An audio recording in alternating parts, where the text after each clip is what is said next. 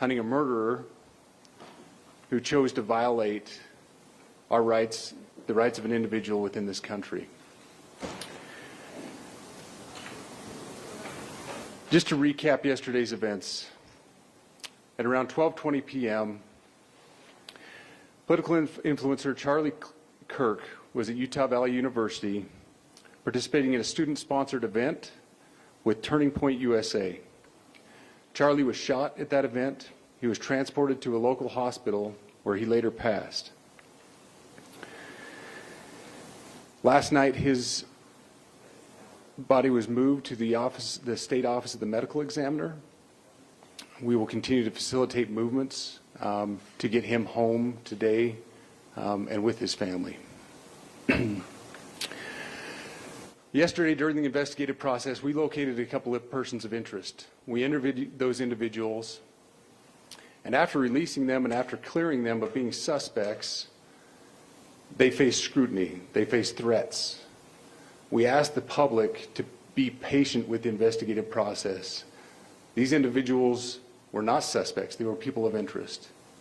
We ask that you do not impose into those people and that investigative process. They don't deserve that harassment for being subject to that.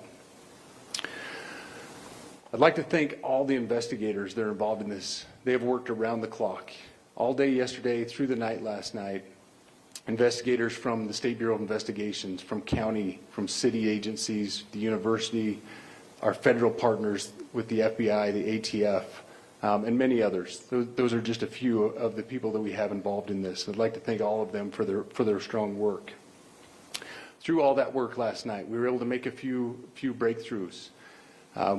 We were able to track the movements of the shooter. Starting at 11:52 a.m., this subject arrived on campus, shortly away from campus. We have tracked his movements onto the campus, through the stairwells, up to the roof, across the roof to a shooting location. After the shooting, we were able to track his movements as he moved to the other side of the building, jumped off of the building, and fled off of the campus and into a neighborhood. Our investigators have worked through those neighborhoods, contacting anybody they can with doorbell cameras, witnesses, and have thoroughly worked through those communities, trying to identify any leads. We do have good video footage of this individual. We are not going to release that at this time. We are working through some technologies and some ways to identify this individual. If we are unsuccessful, we will reach out to you as the media and we will push that publicly to help us identify them. But we are confident in our abilities right now, and we would like to move forward in a manner that keeps everyone safe and moves this process appropriately. Last night I communicated with Erica. That family's devastated. As a commissioner of public safety, as a father, as a husband, I can only imagine what that family's going through. The heinous event that happened yesterday is not Utah. This is not what we're known for. Over the past several weeks, we've seen this state come together to help families in mourning, come together as a community to show what Utah is known for a state of character, of service, of camaraderie, of a neighboring feel. We will not stand for what happened yesterday. We are exhausting every lead. We have every officer invested in this, every investigator, every local agency. The outpouring of support from the law enforcement community has been astounding. We are investing everything we have into this, and we will catch this individual.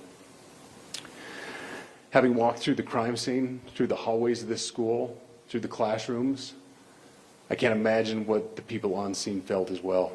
A horrific event where some of them barricaded in classrooms, some of them ran in fear.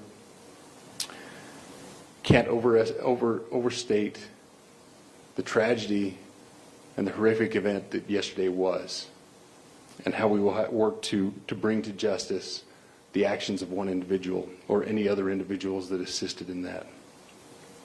Our state has gone through a lot, and we will come out successful. With that, I'll turn the time over to Special Agent Bowles in charge. Good morning. My name is Robert Bowles, and I am the special agent in charge of the Salt Lake field office. Following yesterday's tragic shooting of Charlie Kirk, FBI agents have been working around the clock in coordination with our law enforcement partners. We are and will continue to work nonstop until we find the person that has committed this heinous crime and find out why they did it. This morning I can tell you that we have recovered what we believe is the weapon that was used in yesterday's shooting. It is a high-powered bolt-action rifle. That rifle was recovered in a wooded area where the shooter had fled. So the FBI laboratory will be analyzing this weapon. Investigators have also collected footwear impression, a palm print, and forearm imprints for analysis. Now, I understand there are a lot of questions about motive. I assure you that all leads, tips are being fully investigated. As of this morning, we have received more than 130 tips. We thank the community for that. The FBI has brought every resource to bear, and we will continue to do so throughout the course of this investigation. The FBI's mission is to protect the American people. It's to uphold the Constitution of the United States. Any attack on the First Amendment is an attack on the very foundation of our democracy. That is why we will relentlessly pursue this case and the shooter until we find him. We also continue to grieve with the family and the community. It's our community. If you have any video or images from the shooting, we ask you to please submit them to our digital media tip website at www.fbi.gov/Utah Valley Shooting.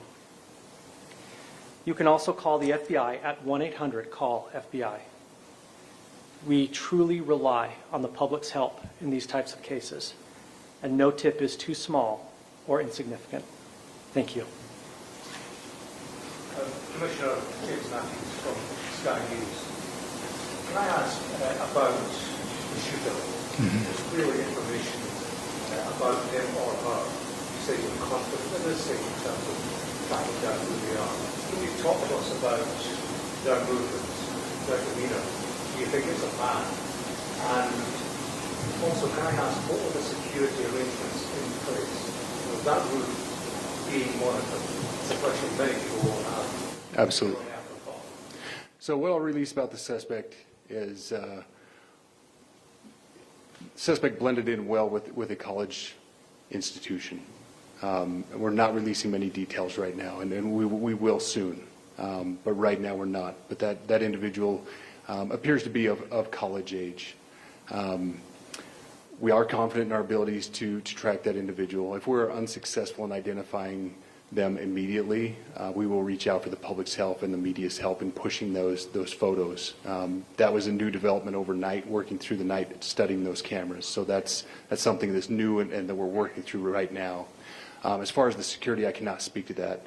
Neither the Department of Public Safety nor the Federal Bureau of Investigation was involved in the planning or security of this event, and that'll have to be a question later for other agencies. Sir, I wanted to ask you, you mentioned that you found the gun in a wooded area.